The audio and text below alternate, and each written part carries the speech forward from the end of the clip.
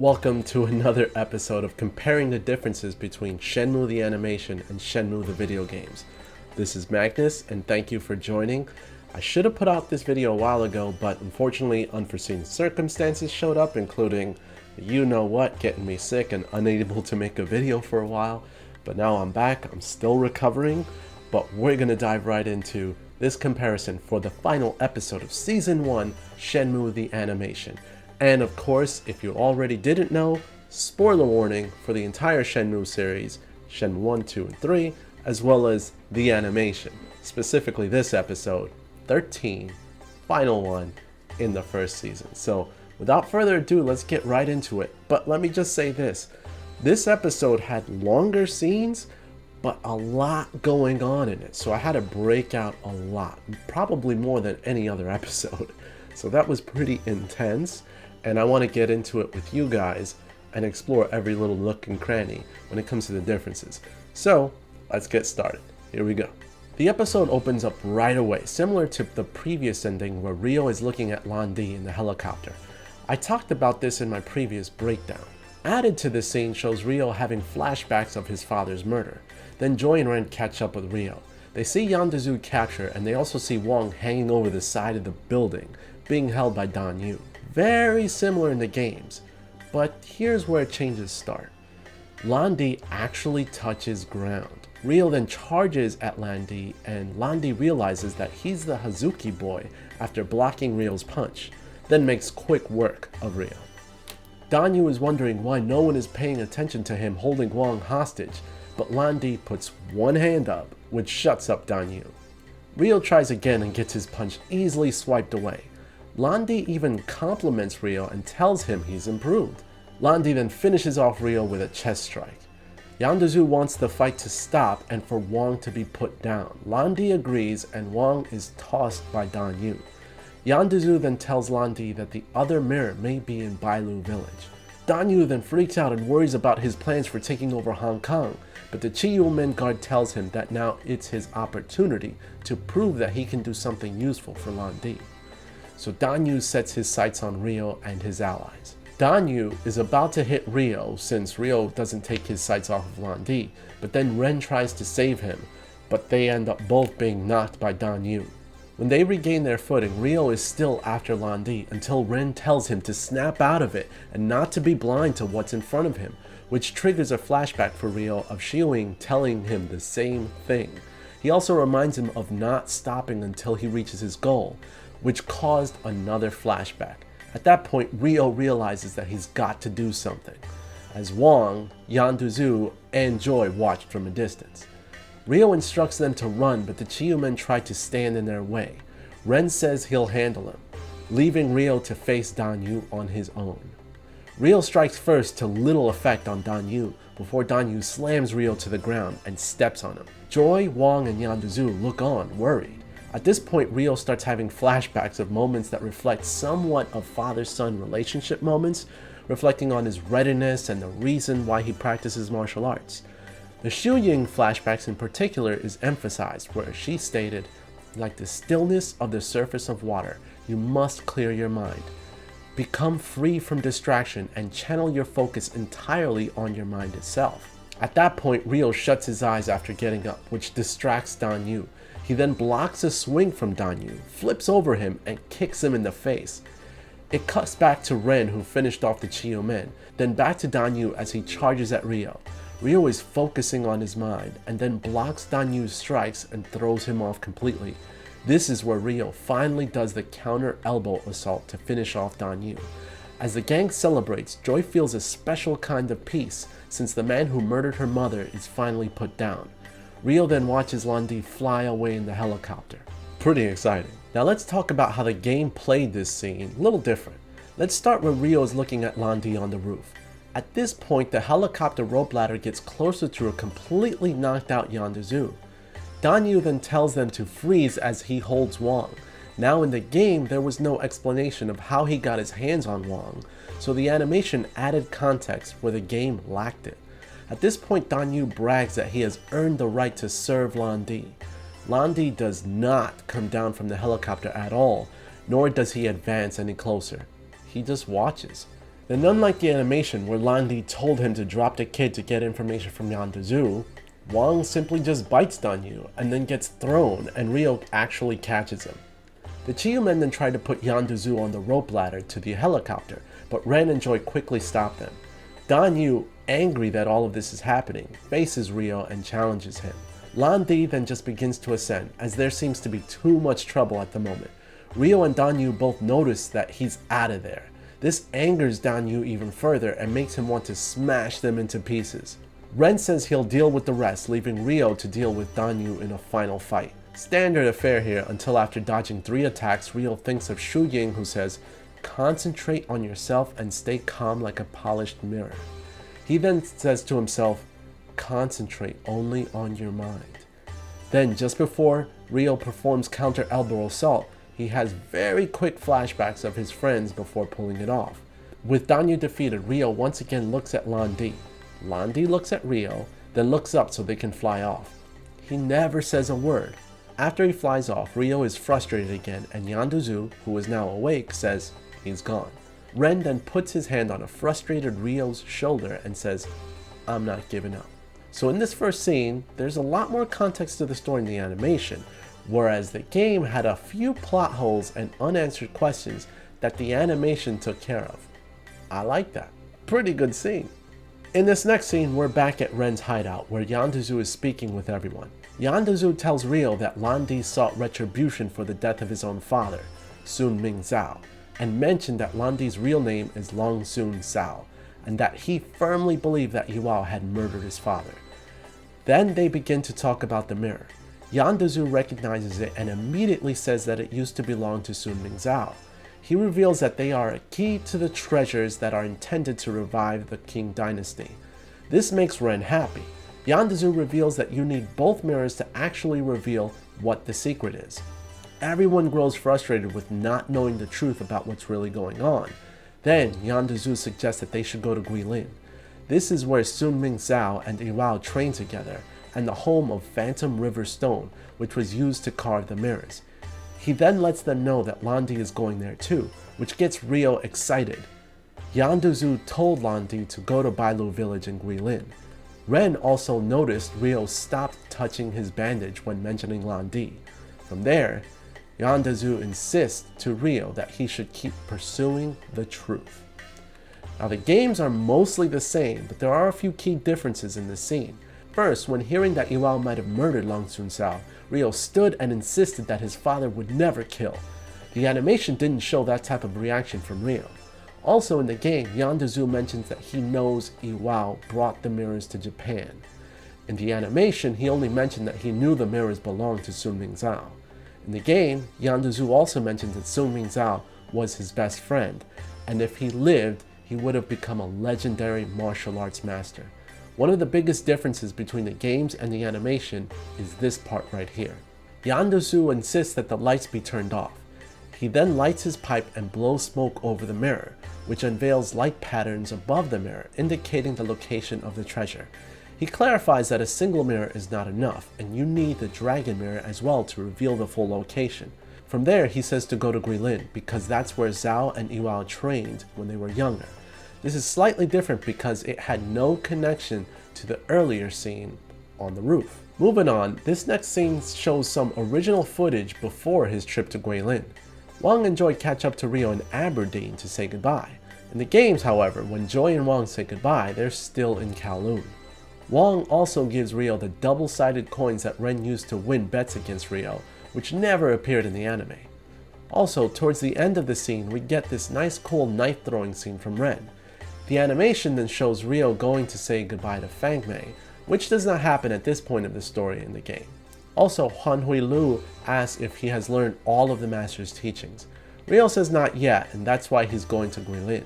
Fang Mei then insists that she knows that the reason that Huan Hui Lu persisted on helping Ryo was because he had Master Shu Ying on his mind the whole time. All of this is original. From here, Ryo is able to say goodbye to Shu Ying. Now this next scene plays out a little bit differently in this when compared to the games. Starting with the animation, when Ryo goes to speak with Shu Ying, he speaks with her in the temple. In the games, they speak outside of the temple at night after a really cool sequence of moves from Shu Ying, where she performs the move Demon's Triangle, and Ryo's handed a move scroll by Han Hui-lu. Back to the animation, Shu Ying asks Ryo if he's going after Lan Di, but he insists he's going after the truth. Then she hands him her half of the yin-yang symbol, which was given to her by her brother. She tells him she doesn't want him to end up like her brother. The same happens in the game as well, though the flashback in the game is a bit more drawn out. In the conversation, Ryo also insisted on the fact that he understands how her brother felt, and that he's certain that Shu Ying's brother is alive somewhere. This shocks Shu Ying. Ryo then says thanks.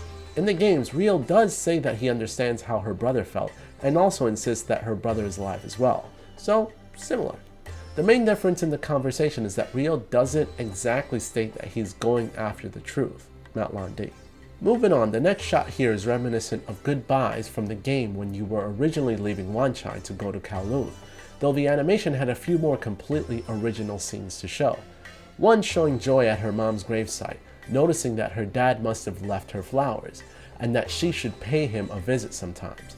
Then it shows Sam, Larry, and Coolsey shocked, and then showing Ren that Wong is doing the legitimate business from now on, selling bananas. These scenes add some nice closure to characters that we didn't get in the games at all. It shows Ren walking away like he's got something on his mind. Guilin. This moment must have been used to replace the knife throwing scene, which was cooler in the game, but seemed to have more meaning here. Transitioning to Guilin, we see the boat arriving to Guilin just like the games, though the animation gives a shot of Ryo looking at the picture of Sun Ming and Iwao. The series then immediately cuts to rainfall. This was quick. The series completely skipped Ryo arriving in Guilin, then asking for directions to Bailu Village before being told that it's a walk that will approximately take 3 days. When Ryo starts on his journey, it starts to rain, which is where we catch up to on the animation. But the animation did show a flashback saying he needs to pass through the mountains to get there, which at least added some context. Cutting straight to action, a fawn is drowning in the river due to the storm, just like the games. Shenhua dives in immediately, causing Ryo to panic and dive in too to help. The difference that I find here that may be a translation issue is that in the animation, Ryo says, "Let the goat go, you'll drown." In the games, Ryo insists that Shenhua let the fawn go. If you don't know, the name Bailu from the village comes from the translation of white deer, which is the reason she was saving the animal. So not sure if it was a mistranslation or this was on purpose in the animation to call it a goat. Ryo then saves them and passes out. In the game, Ryo saves them and they pass out as well. You see, there was discussion in the game on how white deer basically saved Bailu Village, and it's actually a treasured animal. The animation makes no reference to that story. Moving on. Next scene opens up with Ryo dreaming about his dad and how he always told Ryo he was lacking. After meeting so many people, he's realizing that maybe what he's been searching for is what he's lacking, and that he's going to keep moving forward. All of a sudden, he wakes up in Shenhua's house. What? How in the world did Shenhua drag him through that entire 3-day trek by herself? In the games, which is way different, Ryo and Shenhua walk through the entire journey, talk a lot, bond, dodge obstacles, sleep in a cave, climb and survive mountains before they finally make it to her house. Back to the animation. Shenhua thanks Ryo for saving the baby goat, which again doesn't seem right. After the introductions, Shenhua tells Ryo that they're in Bailu Village, which makes Ryo run out the door. He then sees an image of his father standing next to a tree. When Ryo asks about the tree, Shenhua says it's the Shenmue tree. She says the flowers bloom at this time every year, and that it's a family tree. She then reminisced on how she grew up with the tree, and the flowers that bloom on the tree are called Shenhua, just like her. So in the games, this scene takes place when they arrive at Shenhua's home after the long walk. In the flashback, you get a bit more dialogue with the parents revealing Shenhua's namesake, with dialogue from her parents, rather than Shenhua telling Ryo directly. Ryo then expresses that it reminds him of the cherry blossom tree back home, and that it's special to him too. This wasn't really discussed in the animation. Moving on, back inside, Ryo asks Shenhua if she lives alone, and then she states she lives with her father. Speaking of that, in the game, Shenhua mentioned that her father isn't her biological father, and that he's just a stepdad, since she lost both of her parents.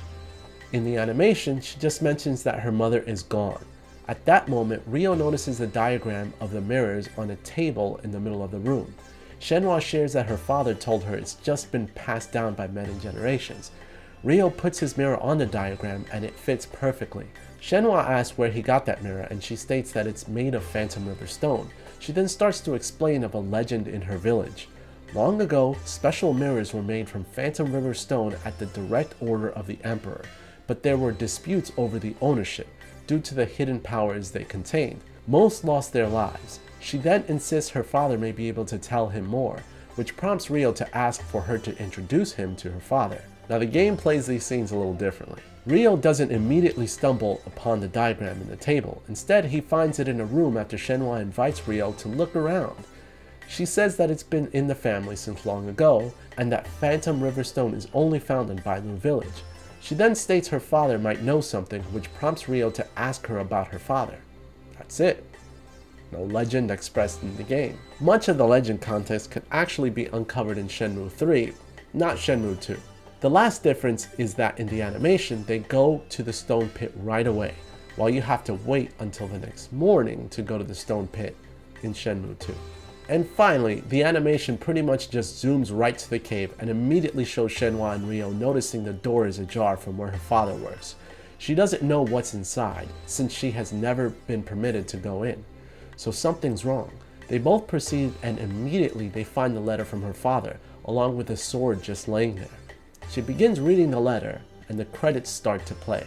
While reading the letter, they continue to explore the cave and the scene. The letter also explains the relevance of the Sword of Seven Stars, and that she should keep it by her side.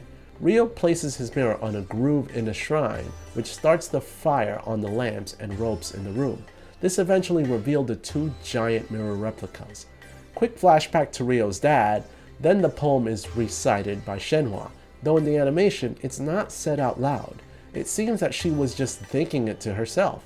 Flashbacks of Ryo's adventure play out. Then they're staring at each other from outside the cave. From there, the story goes on.